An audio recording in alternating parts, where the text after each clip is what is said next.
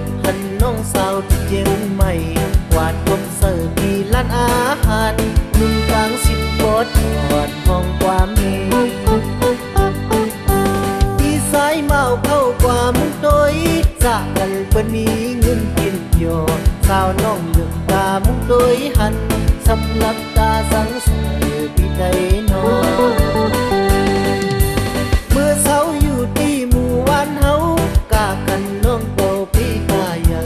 คือถึงกว่าหาเขาเหตุการณ์หายควายงานนางเรียกควายเว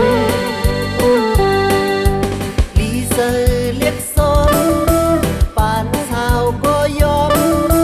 เงินเดินมาหยอกใครเขาเมืองบอกซ้ำตกเป็นกว่าปานผ่านเสื้อโคอัลโลอันนี้ยาคูก็คนเลยผู้ผัดพุงเย็นเป็นกว่าเนื้อสัมกว่าเดือสักอย่างเกตา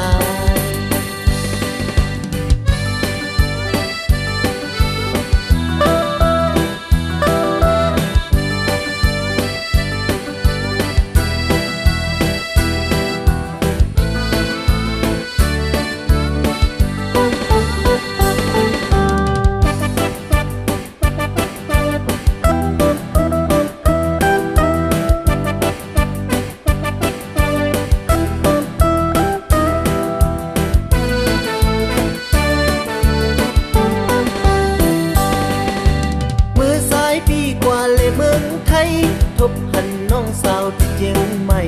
วาดกบเสิร์ฟที่ร้านอาหารนุ่งกลาง10 บทกอดห้องความเม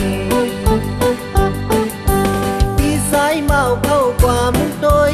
จากกันเปิ้นมีเงินกินโย